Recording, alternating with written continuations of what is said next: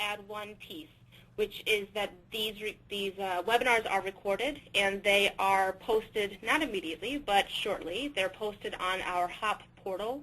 So for those of you who are one of our upstate grantees, you should know how to access our portal. For those of you in the city, it's not quite as easy, but if you want to view this at a later date or have colleagues, new staff, whatnot, that would like to view it, let me know or let Michelle know, and we can find a way to get you access to the recording of it. So, having said that, Sarah Manah is with South Brooklyn Legal Services, and she has graciously agreed to provide this very in-depth and very practical nuts and bolts. Those of you know I prefer the nuts and bolts trainings, and this is one of them, and I'm really appreciative of Sarah for putting this together for us, so thank you. Sarah? Hi, everybody. Thanks a lot. Thanks to Empire Justice Center, and thank you all for being here. So I'm presenting this this nuts and bolts training on researching ownership of notes and mortgages. It's in two parts, and as you heard, we'll be doing questions sort of halfway through. The first part is going to be about the legal issues relating to ownership of notes and mortgages. So primarily we're talking about issues of standing to sue. Also briefly we'll talk about capacity to sue. This part of the presentation is probably going to be, it's geared toward lawyers, and those of you who aren't lawyers on the call, hang with me. The second half is going to be more about non-litigation advocacy and looking at ownership of notes and mortgages as it pertains primarily to modifications. So we'll get started. So in the litigation context, we often have heard this question, who owns the note? And during the whole robo-signer scandal, the question of who owns the note became this question that a lot of homeowner activists and a lot of homeowners were raising in connection with their own foreclosure cases. Obviously, the question is relevant because if the bank or the entity that's trying to sue in foreclosure does not own the note connected to the mortgage, they don't have the right to sue, generally speaking. There are exceptions, but there has to be some kind of relationship to the owner, even if it's not direct ownership. And in the non-litigation context, the answer obviously to who owns the note can determine what your modification options are. Can the loan be modified? In what ways can the loan be modified? And a separate but interesting question is who actually can contract with the homeowner for a modification. So we'll cover all of those steps in due course. So the legal underpinning for the issue of ownership of notes and mortgages in the foreclosure context is, again, the plaintiff must own the note and the mortgage at the commencement of the case. When the case is filed, the plaintiff must own the note and the mortgage. We have often looked at assignments of mortgage from, say, the original lender to the entity that is the plaintiff in the case. That's often the basis, and that's often been the basis claimed by a plaintiff in a foreclosure case for the right to sue in foreclosure. But an important rule, and a rule that's come up in a lot of cases around the question of standing to sue, is does that assignment of mortgage actually accompany the delivery of the note to the plaintiff? And if it doesn't count. It's not enough to confer standing on the plaintiff. It's not enough to confer the right to sue on the plaintiff. Likewise, in recent years, I believe in 2011, a case came down in the Second Department Appellate Division called Silverberg that really established that if a mortgage is assigned by MERS as the nominee for the lender to the plaintiff, that in itself probably isn't enough to show that the note has also been transferred. So unless there's independent evidence that the note was transferred to the plaintiff before the commencement of the action, that may not survive a motion to dismiss for lack of standing to sue. All right. Now there are a lot of things that might present some questions as to whether the plaintiff has standing in any foreclosure case. The assignment, any assignment of a mortgage after the foreclosure was filed is going to be something to look for as potential evidence for lack of standing and a basis for a motion to dismiss for lack of standing. Any retroactive assignment of mortgage would be something to look for. Evidence of a defective assignment, I'll talk much more about that later, and I'll have some case studies to share with you about that. If there is actual evidence that the note was not transferred to the plaintiff before the foreclosure action started, then that would be evidence that the assignment is null, and that would be a basis for lack of standing, of course. And the last thing to sort of look for is you may see in attached to your summons and complaint an allonge attached to the note, and sometimes allonges, which are basically ways of showing that the note was endorsed to another party, but the endorsement couldn't be fit on the note itself. Well, sometimes allonges seem a little hinky because, for instance, maybe there was room on the note for an endorsement, but somehow the allonge got tacked on. Sometimes those documents can look funny, and it's almost like, in some cases, it's hard to explain why, but you'll know it when you see it. A lot of these things just could be the basis for starting to look into whether there is actually maybe a defect or some kind of fraudulent or at least erroneous transfer. All right, so when you're starting to look at these documents, and if you see something that makes you want to look twice, look for the names of the parties involved. Look for why assignments might have happened, especially if there's more than one assignment, if there's a corrective assignment. Those are all things to look closely at if you're trying to see whether there might be a standing issue. Also looking for the dates, obviously. You're right off the bat going to see a potential standing defense if you see that an assignment happened after the foreclosure action started. And at this point, I should say, I'm not going to talk sort of more about the abstruse issues regarding the transfer of the note, et cetera, except in a very limited context in this training today. Those are more sort of legal issues rather than strictly research-related issues. And so I'm not going to talk about what actually constitutes a valid transfer of a note or anything like that. I'm just going to talk about where the potential standing defenses and the evidentiary bases for those might lie. Okay, so again, a couple of red flags. If you see that the plaintiff in the foreclosure case has attached some documents to the foreclosure summons and complaint that include assignments and things of that nature, maybe a note, these are things that might give you pause.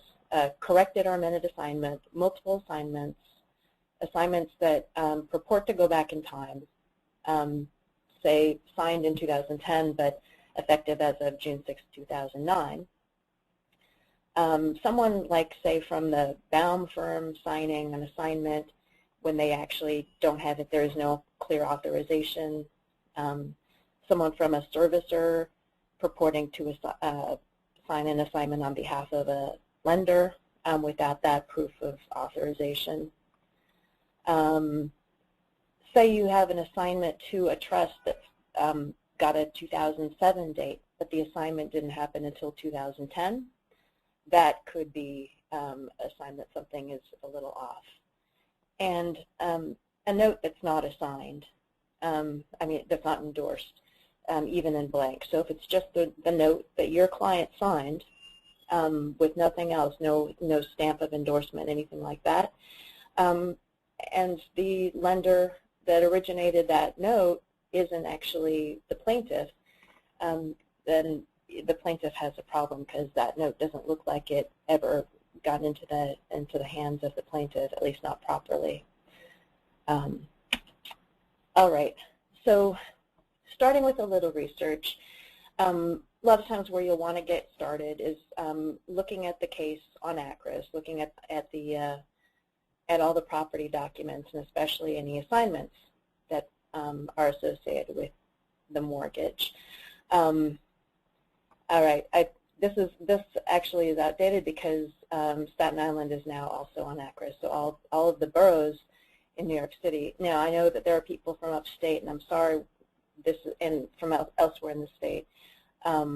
ACRIS is not going to help you, but if you do have property records that are accessible to you, it's really great to look at them and see what kinds of things you find in connection with the property, especially assignments of the mortgage. All right.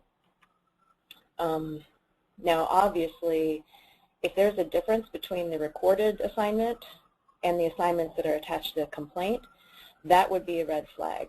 If, for instance, the assignment to the plaintiff that was recorded in ACRIS or on the public records was not the same one as the one attached to the complaint, or had a different date, you might have something to raise an motion to dismiss or otherwise in a litigation. Any assignment from MERS could also be an issue because if the bank is relying on the MERS assignment to show that the plaintiff owns the note, you have a built-in defense there. Okay, and again, much of this is geared toward New York City, and I apologize for those outside the 5 boroughs. But it's important to look at the court docket to figure out what actually got filed when. Obviously, again, if the assignment was made and signed after the date of the foreclosure action starting with the filing of the summons and complaint, that is some evidence that there may not be standing. Only if there is actually proof that the note was physically delivered to the plaintiff before the foreclosure action started would you have a plain sort of showing of standing. So Sarah, can I interrupt? Sure. Sorry, I just have a question that I think might be helpful for those that don't understand or are new to this. Can you give a very brief explanation of MERS? I will try. Thank you. So MERS is like a clearinghouse for mortgages that was created by many large financial institutions as a byproduct, sort of the securitization of mortgages. So once it became very common for mortgages in private-label securitizations to get sort of traded by the originating lenders into mortgage pools, there was a desire on the part of the lenders to obviate the need for filing of assignments in the public records every time there was a transfer, because it would be expensive and burdensome, and also, I guess, they just prefer not to have those transfers recorded publicly, perhaps. So they created this entity called MERS, and for any private label securitization, in other words, generally not Fannie or Freddie or FHA, but any loan that's going to be put into a deal, a private label securitization, like one by Deutsche Bank or U.S. Bank or Wells Fargo or Goldman Sachs, the bank would set it up so that MERS is actually the nominee for the lender, and the mortgage would reflect that MERS is actually the nominee for the lender, and then MERS can be sort of the owner of the note, of the mortgage, the mortgagee, for purposes of recording.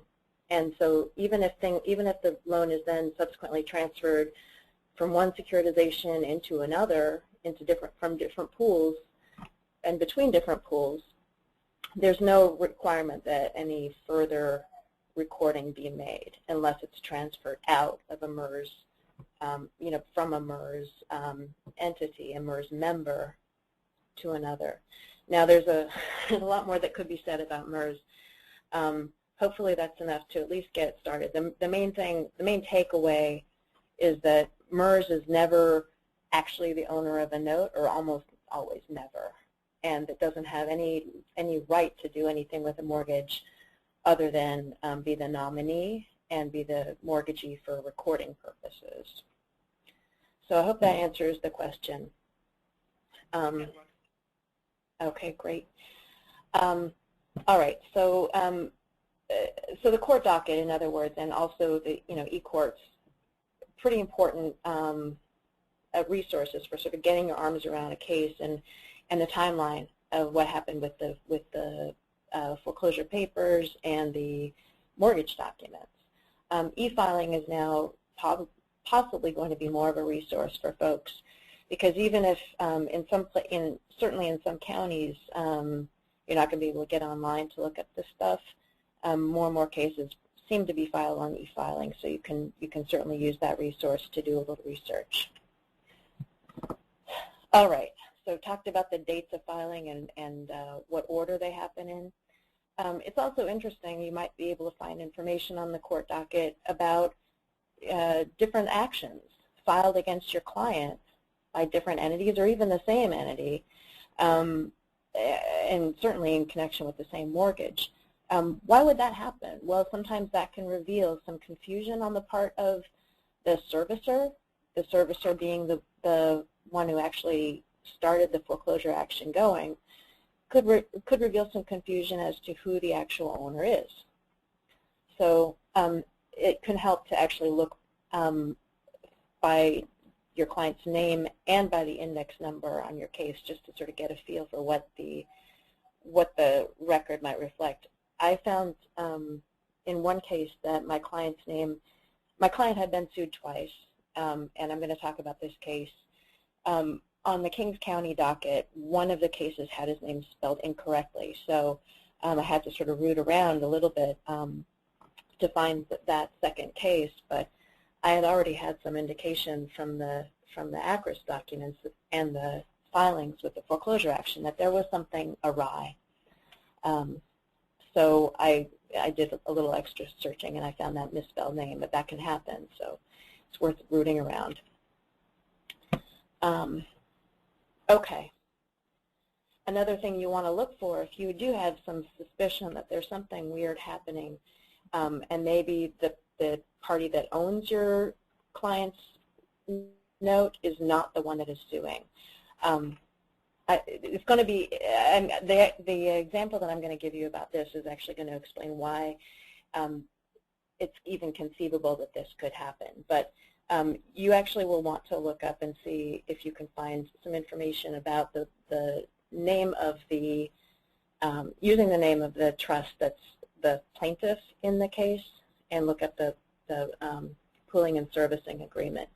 Now, here's the story with pooling and servicing agreements. They provide all the rules about what can happen, what's supposed to happen with all of the loans in the trust, and what the rights of all the parties to the securitization are. So, okay, so loans are issued. They're sold to a depositor, who in turn puts them into a trust, and there's a trustee that's supposed to supervise the pool. And in the case of a foreclosure, it's the trustee of a trust who is the plaintiff. Now, there are rules about what can happen with the loans in the trust, like if, for instance, the loans aren't properly transferred into the trust by a certain date, they aren't in the trust. The trust is closed, and no further loans can go in there. So this is actually interesting from the standpoint of assignments, because if your client's loan was supposedly assigned into the trust 2 or 3 years after the closing date of the trust, that trustee can't really actually sue, arguably, on that loan because it wasn't in the trust at the right time. All right, how do you find the PSA, the Pooling and Servicing Agreement? Well, the best way to do it for public deals is to go to EDGAR, which is the SEC's website. I provided the URL here, but it's easy just to type in sec.gov and look for company search. Then what you do is you actually just search for the name of the trust. The best way to do it is not to search for the entire name that's in the caption of the foreclosure complaint, because often those names are not properly transcribed. A lot of times there are sort of slightly different ways that the trust is referred to, and so the easiest way to find it is just by typing the date and the kind of code number with the trust. I'm going to show you how this works. I'm going to get out of this and go to the website for the SEC. So when you type in that URL or you get to the company search through sec.gov, this is the portal that comes up. What I'm suggesting is that if you're searching, say, for a Credit Suisse Mortgage Corporation Trust, and the name in the caption on your foreclosure complaint is the CSMC Asset-Backed Securities Series 2006-7. I'm just going to type in the 2006-7 because I know that that entire name might have some sort of variations. So I'm typing in that field 2006-7 and choosing radio button contains. So when I search for that, a bunch of different series of trusts comes up, 2006-7 for various ones, but I found this CSMC one on the first page. So if I click on the CIK number next to it, I get my results, and these are all the filings in that particular trust. So we're finding the PSA. The best way to find the PSA is to look at an early 8K. So the deal started with this 424B5, that was the prospectus. The next quarterly report, the next 8K or the one after that would probably be the one that has the PSA in it. So I click on those two 8Ks. I find the one that has the PSA. It's just that easy. The Sequence 3 Pooling and Servicing Agreement is at Exhibit 4.1. I can click on that, and it comes up with I didn't actually attach the PSA, but that's where you'd find it. If the deal is public, if you find it on the SEC website. If you have problems finding the PSA on the website, if you can't even find the trust that you're looking for, you can always try Google. And this is the next sort of stage. It actually sometimes works very well. I put in a few terms, including the series number, 2006-7, CSMC, and mortgage-backed. I didn't put in all the names in the trust or all the terms in the trust name, but I entered those, and it gives you a list. This is not going to turn up the sec.gov PSA in most cases, but you can often find documents related to this trust just by Googling them. I went down this list and clicked on a few, but what I ended up finding was there's an entity on here. It's showing up on the fifth entry, bamsec.com, that provided filings for the 2006-7 trust, and I was able to find the PSA by clicking around on these 8Ks in the 4.1. All right, it could be a little trial and error for you folks, but generally you can find the PSA in one of the early 8Ks, and these are two ways of getting at the PSA, through the EDGAR website and through BAMSEC. SEC Online is another site that provides filings for free. You're not going to find every PSA for every securitization on these, in these public venues, because some deals are private and are not available to the general public. Okay, so I found the PSA for the deal I wanted. Here's the BAM Sec PSA for this deal, and that's how you go about finding it. Now, you're going to want the PSA for a number of different reasons, but you could want to get that PSA just to see what the rules are for the securitization, because you can see, for instance, that if the loan isn't put into the trust by the closing date via an assignment or a transfer of the note, your plaintiff might not have the right to sue. All right. So that's the PSA. I'm going to start moving through here.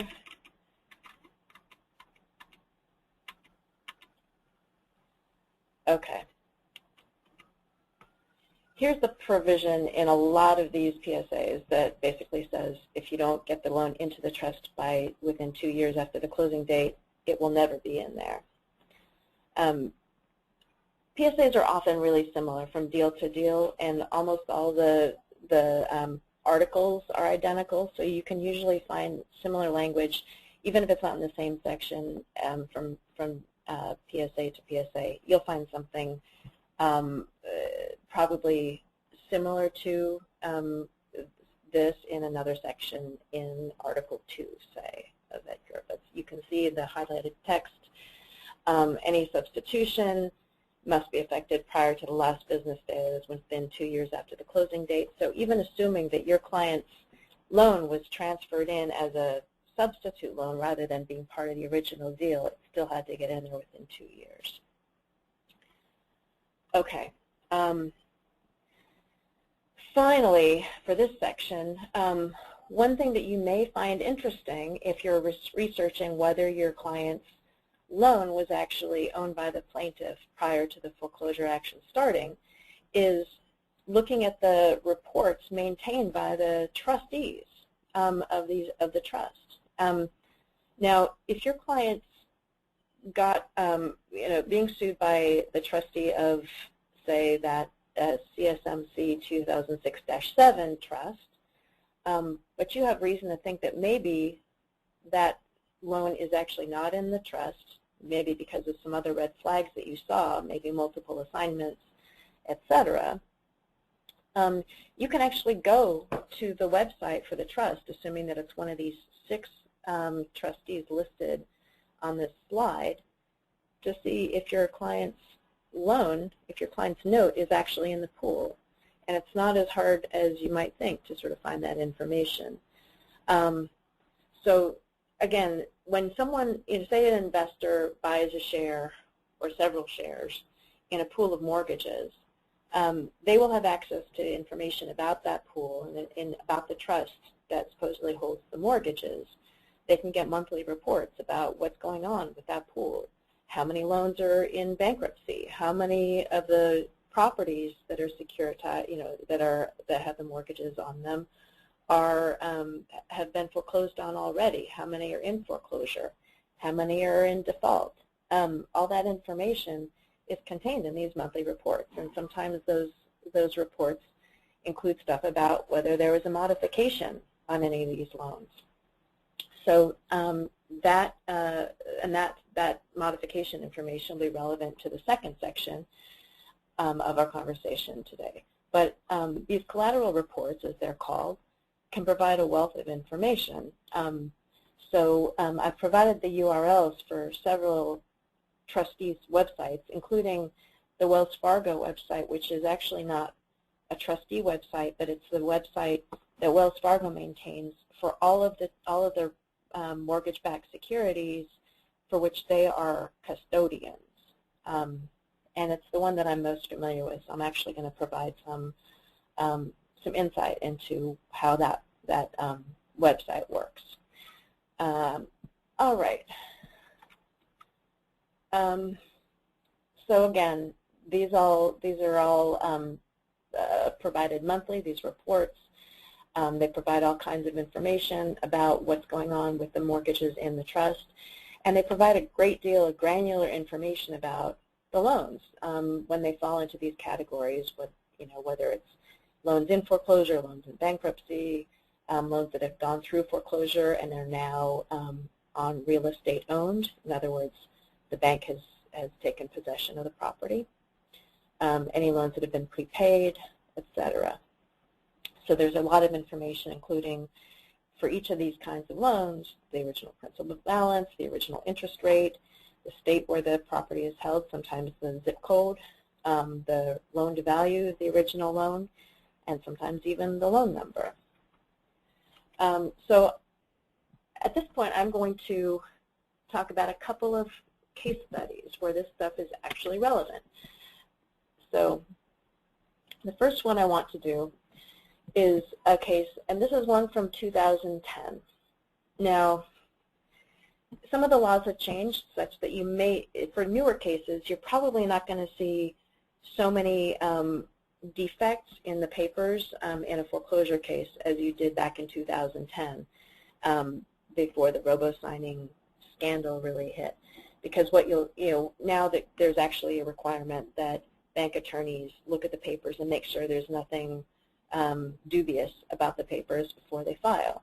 But if your client's coming to you sort of later in the game, after, from a time before the certificate of merit, as it's called, was required, then you may still see some funny papers like this. So anyway, this is what I started with. This is the description in the summons and complaint of the nature of the action against my client. And I'm sorry for all the redaction. It's really not necessary for this all to be redacted because these are public records, but I have the redacted copy, so do you.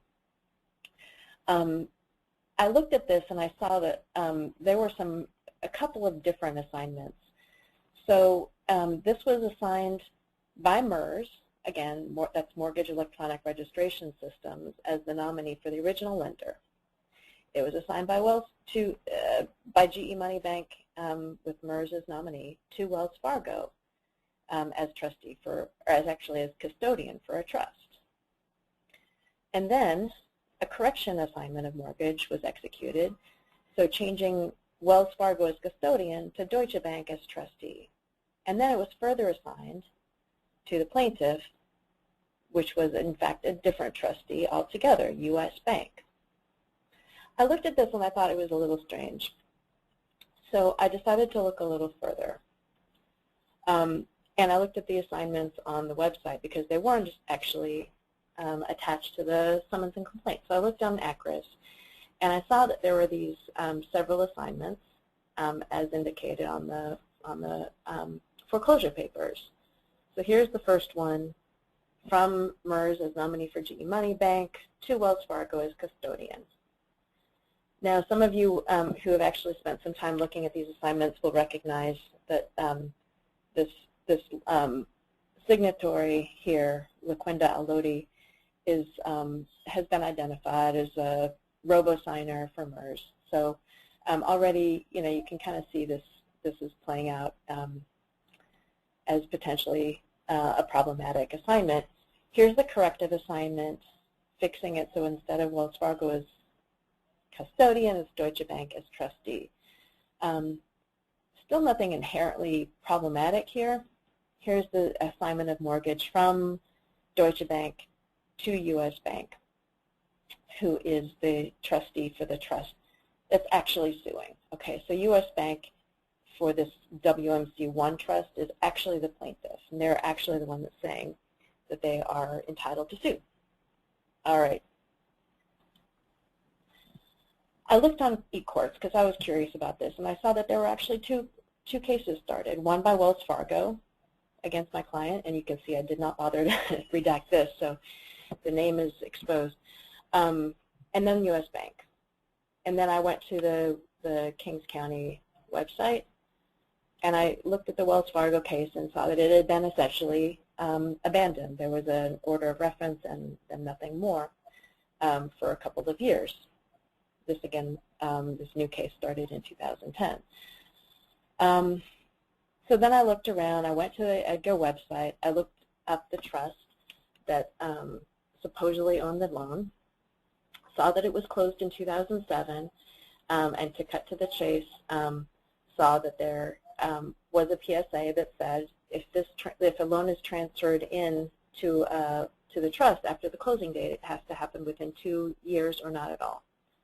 And this transfer supposedly happened more than 2 years later, so already I knew potentially have a defense. This is how I found the PSA, just so you can see. I found the Form 8K, and the pooling and servicing agreement is there, Exhibit 4.1. All right, so I found that language. I found various pieces of the PSA that suggested that this was not an effective transfer. I had the copy of the mortgage, and then I decided to look at the collateral report. So I went to the Wells Fargo site because I knew that Wells Fargo was the custodian of the loan, at least in its original form. The one where Wells Fargo was originally suing, they were the custodian of this one trust, different from the one that plaintiff is a trustee for. So I went to the Wells Fargo website, and I looked up both of the trusts. First, I looked up the one that that had been the original trust that Wells Fargo sued on behalf of. And I found it. Actually, no. Actually, first, on this chart here, I looked up the plaintiff's trust, and I was unable to find. Cutting to the chase, I looked up. I'm sorry. I'll do this again. Okay. Here's the website.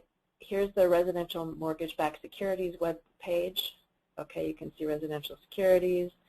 The name of the trust reflected on the name on the caption was Asset-Backed Funding Corporation, ABFC. I found them on this first page, and I clicked on series reports. Okay, series reports is like the collateral reports that come in every month. I found the 2007 WMC trust that's reflected on the caption. Stick with me. And I found all of the monthly reports for that series. Okay, so Sarah, for the yes. Could you do me a favor and expand the window that you're in, just so it's a little easier for us to see? Yeah, I missed you. I'm sorry. Yeah, it's a little small. So this is the trust. This is the series 2007 WMC1, and these are all of the reports. They go back all the way to the very beginning of the trust, and you can choose PDF or Excel. The upshot is I went and clicked on several of the collateral reports, and none of them had any indication that my client's loan was in that pool. Okay, it's not enough. You know, it's impossible to prove a negative, but I didn't find anything reflecting my client's loan in that pool. But then I went to the other pool, the one that Wells Fargo had been the custodian of, the original assignment from MERS to Wells Fargo as custodian, and then corrected to Deutsche Bank as trustee. Okay, stick with me. I found that that original series, which was called 2007-HE6 in the Morgan Stanley ABS Capital series, and I found various remittance reports, aka collateral reports. I went to an early one from September 25th, 2009, and I found my client's loan. How did I find it?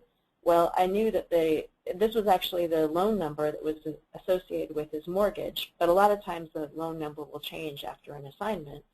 But all the other stuff was exactly the same. The month that the loan first entered foreclosure, the date of the first payment on the loan, my client's state, the loan to value I didn't know for sure, but the original principal balance of the mortgage as reflected on the mortgage that I showed you earlier, when the last payment was made, how delinquent, and the original interest rate. So all of this jived with what I knew, which was that my client, you know, his loan was in a different pool from the one that was suing. And I looked at different collateral reports, and even the most recent ones reflected that my client's loan was in this other pool, not the one that was suing. So that's my evidence. And so what happened in that case was we moved to dismiss, and the lawyers for the bank persisted in saying that no, our client actually owns the loan. The case was dismissed. The judge was persuaded. On appeal, it got reversed on the basis that my client had waited too long to move to dismiss. He didn't have a reasonable excuse. He didn't come to us until several months after his answer was due or his motion to dismiss. So, that wasn't the happiest ending because, obviously there still was no basis for this particular plaintiff to sue, but the motion to dismiss has been reversed. I have another case study to share, and this is one that we are still seeing plenty of. This is to do with IndyMac. Now, in this case, the original loan was given by IndyMac. Subsequently, the loan, IndyMac closed. Federal government took it over and ultimately sold all of the assets of the original IndyMac to One West. Well, we've seen many of these cases where there are evidently retroactive assignments or subsequent attempts to assign the loan out of IndyMac and into the owner of the current loan. I'm not going to burden you with this so much except to say that it's really important in these IndyMac cases, if you see one, to look at the dates of the assignment and compare them to what was actually happening with IndyMac and the FDIC and IndyMac Federal, which was the FDIC's vehicle for moving the IndyMac assets around, to One West, which ended up buying all these assets. I don't have enough time now to go through all of this case study except to say, first of all, there were discrepancies between the assignments that were attached to the summons and complaint and the ones that were recorded on ACRIS. The ones that were recorded on ACRIS were actually signed after the date of the foreclosure. So that was one basis for suing for lack of, or for dismissing for lack of standing. There were others as well, but I'm just going to say the assignments did not match up with the dates of IndyMac's closing and of IndyMac Federal's and FDIC's taking over their assets. I wish there was more time to talk about this, but I have actually attached the press releases relating to the closure of IndyMac and the sale of the assets to One West. So that is my second case study. Again, sorry, there isn't enough time really to cover that. The upshot of this standing issue is look for red flags and drill down, because there's a lot of information out there, and you can really find some helpful information on those publicly available websites. I should also say in that last case, we did get a favorable settlement from the after we filed our motion to dismiss. I'm not really going to take much time now to talk about capacity to sue. I do have a case study on this one, but basically it's different from standing, but you may be able to find out by searching the New York State Department of State corporations database if the foreclosure plaintiff is a corporation and isn't authorized to do business in the state. If the plaintiff is not a bank but a corporation, like an INC or LLC in its name, and they aren't listed on the Department of State website, they may not be authorized to do business in the state, and therefore they may not be authorized to sue in the state in foreclosure. So that's something I'm happy to talk about later, but we must move on. Okay, I'm going to pause now to allow you to ask any questions about this standing issue. Okay, so the easy one is, can you give a cite to the Silverberg case? can, if I'm given a little opportunity to search for it, and it's Maybe we can just email it later. yeah, I'm totally happy to do that. Okay, great. So are investor restrictions in the pooling and servicing agreements? Yes, and that's something that we'll talk about in the next section, strictly in the modification section. Okay. Can an asset, oh, let me go to this one. In your case study number 1, even if your motion to dismiss was reversed, can't you raise the same allegations at trial? Yes. Yeah, sure. I mean, you know, the fact is the bank would still have problems at the summary judgment stage, assuming that the bank was making a motion for summary judgment. They wouldn't be able to make out their prima facie case that they were entitled to take my client's home. I mean, that's the bottom line. Even if the motion to dismiss was defective because it was made too late, the bank can't make out its proof that it's entitled to foreclose. So yeah, whether at trial or in summary judgment, they wouldn't be able to do it. Do you still have that case open then? No. My client, basically it sat for a long time after the appeal was decided, and then it seems like a new foreclosure case was started, and my client didn't come back to us.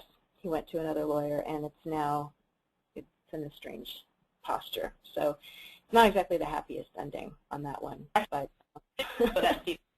can an affidavit of lost note suffice when the note cannot be located? And does the note have to be endorsed to the new owner when there was an assignment of mortgage? I'm sorry, I didn't catch the first part of that question. Sure. Can an affidavit of lost note suffice when the note cannot be located? Yes, it can. I don't know all of the circumstances in which it's sufficient, but the UCC clearly does say that a lost note affidavit will suffice if the note can't be located. Sorry. Go ahead. I'm sorry. And an endorsement, if there's actually some sort of extrinsic proof that the plaintiff came to acquire the note, even without an endorsement, if it was physically delivered, then that can be sufficient. But there seldom is that proof. We found that most of the time there is no one with personal knowledge of a transfer or delivery of a note as of a particular date in most cases. So that's a very, very tricky one for a bank to be able to prove. Okay. Jay Inwald is chiming in here. A number of people are chiming in with the Silverberg citations. Michelle, I don't know if everybody can see the questions. I don't know how that part works. But there's a number of people are volunteering assistance to you, Sarah. I'll put the citation in the chat. I'll put the citation in the chat. Okay, thank you. Thank you. And then Jay also, if you can put in Jay's comment about the lost note governed by UCC. You see that one? Yes. All right. Thank you, Jay. Let's see. And then let me try to make sure I go through these questions here in a reasonable way. All right. So any ideas how to deal with the lender's argument that the assignment of mortgage is only executed for recording purposes and that the loan and or note was transferred before the closing date for the PSA? Is there any way to show that the loan was transferred? Well, that's the thing. We've often seen lately that some of the lenders will claim, well, this assignment is just a memorialization of the transfer of the note, and the note is the important thing. It doesn't get them very far if they can't actually show that the note was actually in plaintiff's possession or, you know, properly assigned to the plaintiff before the action was commenced. That's a very difficult row to hoe, and the banks are you know, courts are starting to be a little clearer about what's required, and it's not enough for someone without personal knowledge to say that the note was in plaintiff's possession at the right time. There has to be some sort of something other than a conclusory statement. but that's beyond the scope. And I'm eager to get to a little bit of some of the non-litigation advocacy stuff. So maybe we can just move on to that unless there are any pressing questions. Okay. All right. So we talked. Someone was asking about investor restrictions, and this is really what this is about. A lot of times, getting a sense of actually who owns the note and what that ownership entails can help clear up some questions about investor restrictions on modifications, especially for HAMP. Okay, so, and it's a little more difficult sometimes to find out who is the owner of the note when there's no foreclosure case. If you're just helping somebody who's having trouble with their mortgage but is not being sued, there is no caption to look at, so we don't know who the trust is necessarily. We don't have anything in ACRIS necessarily that shows who is now claiming to own the note. So how do you find out? First of all, you can find out if it's Fannie or Freddie by just going to those websites and looking up the client's address, and I guess the name is in there too, and you'll need to know the last four of their social security numbers in order to figure out whether your client's loan is owned by Fannie or Freddie. Otherwise, if you don't know who owns your client's loan, it's not Fannie or Freddie, it's not FHA, you can make a request for information to the servicer under, there's a new statute, or new rule rather, and the CFPB superintends this, but it's part of RESPA. Basically, you can request that information, and the bank is required, the servicer is required to provide that information to you: who owns the loan, who the payments are being collected for, and how to communicate with that owner. This is the official commentary from the Consumer Financial Protection Bureau that explains that you are actually entitled to that. Your client is actually entitled to that information. Just a caveat for lawyers. If this loan is actually in foreclosure, you have to be really careful about putting in a request for information on behalf of your client. It should be your client doing it, because you can't have contact with an unrepresented party without consent. So, but if you're a housing counselor, your client's not in foreclosure, you can just submit this request to the servicer, and they're required to provide you that information in very, very short order, 10 days, 10 business days. All right, if it's Fannie or Freddie, and you discover that it's Fannie or Freddie, you know that the servicer is required to review your client for HAMP. If your client's already defaulted on a HAMP mod or is ineligible for HAMP, your client has to be reviewed for the GSE standard modification. They're not allowed to deny your client just because they have too much equity in their home at this point, but they won't give you your client the standard modification if the payment wouldn't be lower as a result of that modification than the existing payment.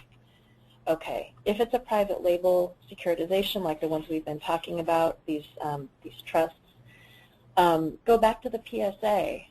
If you're say your client's applying for HAMP, you get the word that there's an investor restriction and the loan can't be modified under HAMP, the PSA can actually provide you with a little bit of corroboration or a basis for refutation of that claim. Most PSAs allow the servicer to modify, at least to some extent. Some restrict the kind of modification that can be offered. Some restrict the number of loans or the proportion of loans that can be modified. Some rules, the REMIC rules in particular, which are intended to give these trusts tax advantages. Those rules say that if too much of the loan, too much of the pool is modified, and therefore too much of the value of the pool is lost, then they lose that tax advantage. So it's important to look at the PSA to figure out exactly what's permitted, and you may find from looking at the PSA that what you've been told is not true. Sometimes there's a difference of interpretation, and your interpretation is probably right, and the servicers or their attorneys is probably wrong. A lot of times the HAMP Solution Center, this is actually one of the things that the HAMP Solution Center can do fairly well a lot of times, is intercede and come up with the right interpretation of the PSA. If you think that the PSA does permit the modification and the servicer doesn't, the HAMP Solution Center can actually sometimes come to a determination. Now, if that doesn't work, then you can go to the collateral report that we looked at before. We looked at the CTS link website for Wells Fargo. This collateral report can actually provide some insight into what is going on with the rest of the pool.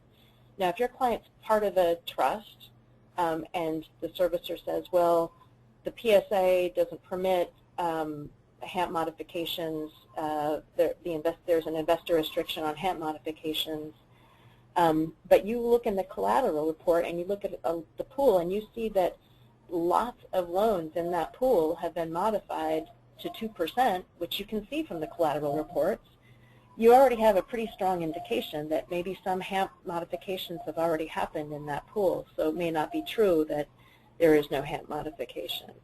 So I want to just go to a couple of these exhibits. One is, first of all, I want to show you a PSA, and I'm not going to have a whole lot of time to go through it, but I did want to point to, first of all, in a PSA, you're likely to find information about the ability to modify in Article 3, and it varies from section to section. I provide this portion of the PSA as opposed to the entire 200-some pages just to show that in Section 3.05 we can see that the servicer is provided the authority, the discretion to modify, assuming that the loan is in default or in the judgment of the servicer, such default is reasonably foreseeable. In this particular PSA, which is a pretty common, it has some pretty common language, says that the servicer can waive, modify, or vary any term of the loan, including modifications that would extend the mortgage rate, forgive the payment of principal or interest, or extend the final maturity date of such mortgage loan. Again, this is fairly standard language, and it certainly would. You obviously have to read it in context to make sure that there aren't any exceptions. But in this particular case, this PSA suggests that a modification is good to go. I want to show you now a collateral report. This is from the American Home Mortgage Investment Trust. I just looked at this one to see what the collateral reports would look like, found a couple of reports, and saw that in this case there were a lot of loans that had been modified to 2%. So for instance, about halfway down the page, there was one modified to 2%, one before that modified to 2%, then to 2%. Now, it's hard to know whether these are HAMP modifications or not, but if you're being told that there's an investor restriction on interest rate reductions, you have proof that that's not the case based on this collateral report. Generally speaking, and I'm not sure that it shows it on this page, but oh yeah, okay. So the original interest rate was on this sixth or seventh loan, 4.231, lowered to 2, and then lowered to 4, or raised up to 4 again. So you can certainly reduce interest rates on this on the loans in this pool. In this collateral report, there's also a summary of all of the different kinds of modifications that were performed on various loans in the pool. So you can see all different kinds, including, importantly, the maturity date was modified as to 5 of the loans. I'm looking at the entry about 6 from the bottom. These 5 loans had principal balance and maturity date adjusted. A lot of times a PSA will not permit the maturity date of a loan to be extended, but in this case that was actually permitted for 5 of the loans in the pool. So that's a good piece of evidence for you if you want to refute this the assertion that significant modifications are not permitted. All right, and I want to show you, finally I'd like to show one collateral report that is sort of on the other side of things, and that is, and this one is printed from an Excel, so I was able to kind of play with some of the data in it. But my client's loan is indicated right here at the top. I highlighted it, but I was able to see that the current interest rate on all these loans is the same as the original interest rate on all of these loans. So you can see the second column says current interest rate. You can see original interest rate. And except for the loans that were paid off and have a 0 current interest rate, they're all identical, which suggests that the interest rate on all of these, all the loans in this pool cannot be modified. So when I was told by the servicer and their attorneys that this loan couldn't have an interest rate that was modified, this couldn't be modified under HAMP, I saw first from the PSA and second from this collateral report that that's true. And in fact, apparently they won't even waive the investor restriction in this pool. So this is an indication that you can use to unfortunately confirm that the servicer is telling the truth. Okay, that is all I have on the lost MIT front. I did want to say one thing, which is, say you're in litigation and you're trying to settle a case by way of a modification, but you think that one of the defenses that you have is that you don't think that the plaintiff is actually the owner. You might find yourself in an awkward position of trying to negotiate with somebody who you don't think has the authority to bind the owner of the loan, because they're not the owner. It's a problematic situation. As a lawyer, you want to make sure to protect your client, so you try to put an indemnification provision in the agreement saying that even if if the real owner comes in to try to challenge the modification, the bank that's entering into the agreement with your client will agree to indemnify. Sorry about that really brief and for the non-lawyers really confusing last note, but that is all I have except for any questions. Yes, so there's still a lot of questions that were left over from that first section, and we are now, I just want to be cognizant of the time. So maybe, Michelle, if you want to do your sort of follow-up closing remarks, and then whatever time that people are willing to devote, including Sarah, I want to be respectful of your time as well, how much time we want to devote to the remaining questions. Sure, I can go another 5 minutes myself. Okay, Michelle, do you want to bring up for people that need to leave? Yep, for any of you that want the CLE credit, the CLE code is 4194. And don't forget to answer your evaluation after leaving the webinar. That's all I had. Okay, so we have a number of questions. I think the first one is fairly straightforward. If a case is in foreclosure, can the housing counselor or client still make a request for information under, basically it's RESPA 12 CFR 1024.36. But you can now, with the change of RESPA, you can now make that request as well. Yes, I mean, absolutely. The homeowner can always make the request directly to the servicer. It's only attorneys who are restricted in how they can reach out, and I can't reach out to Wells Fargo if Wells Fargo is is a plaintiff in a foreclosure against my client, at least not without getting written permission from their attorneys beforehand. And the much safer way for a lawyer to do the QWR, which is now notice of error or request for information, is to help your client do it himself, and then let the attorney know that you've had your client reach out directly to the servicer. But the housing counselor shouldn't have that issue. Right. And then a clarification on the last screen that you had up.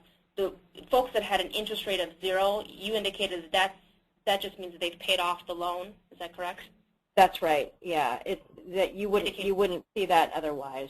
You wouldn't see that otherwise. And you can see usually there are other indicia that the loan has been paid off. I don't think that I included that column in what I printed out because there wasn't space for everything, but yeah, you'll always be able to check and make sure that that's the case. Okay.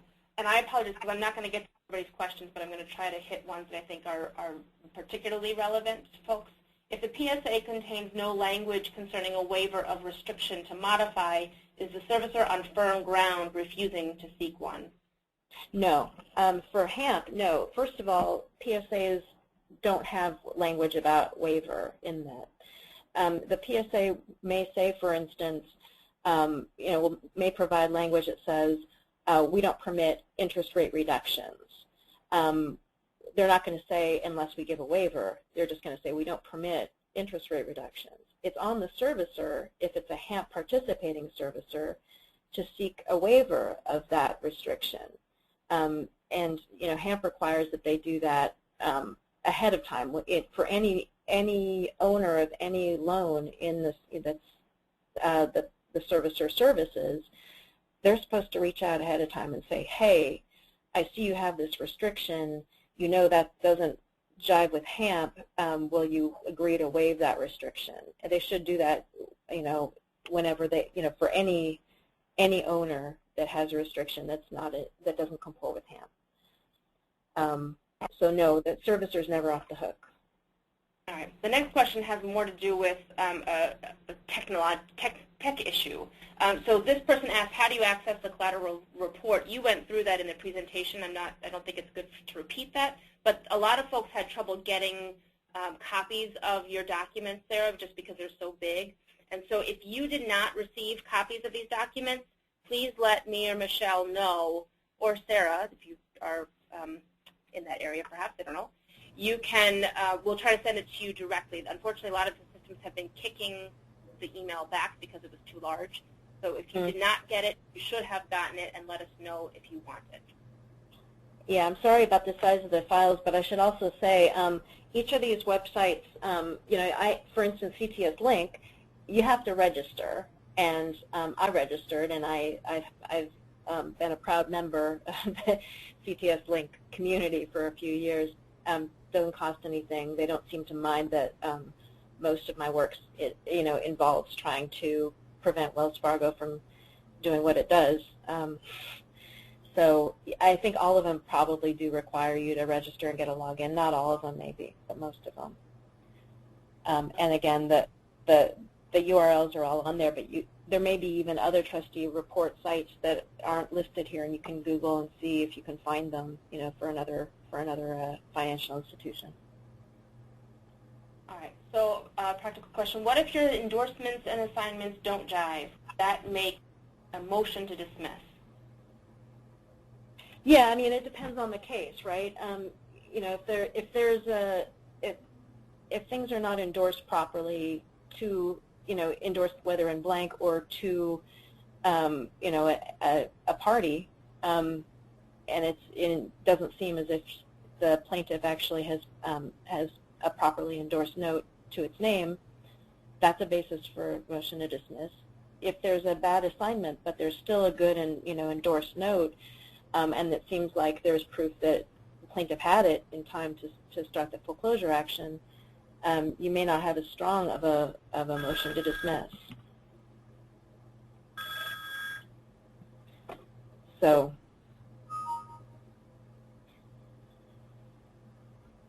Let's see. There are some some case-specific questions. Sarah, I don't want to volunteer you, but are you able to answer some one-off questions that people might have in this area? Yeah, I mean, maybe. I mean, in general, it might be something that would be better offline, but I'm totally happy to share my email address if people want, or my phone number if people want to talk directly to me about them. Yeah, that's what I meant specifically offline. They can contact you offline to answer. Absolutely, absolutely, yes. Okay. And did you have contact information on the front? I don't recall. I didn't, actually. I apologize, but it's my first initial last name at sbls.org. Okay. All right. And then maybe one more, or no? Sure. Is there any legitimate, sorry, wrong one. When you see an endorsement in blank and a note attached to a complaint and it is endorsed by the same entity as suing, do you argue that the plaintiff likely transferred the note and is no longer the legal holder or owner of the note? I can't say that I've seen an endorsement by the plaintiff, whether in blank or otherwise. I think that would be unusual, and I certainly would look for extrinsic reasons to think that maybe they had assigned the note or delivered the note or endorsed the note to somebody else before the foreclosure action. But like I said, I haven't seen that particular instance. Could be interesting. And the rest of the questions, I apologize. Trust me, it's not personal to those of you that I know.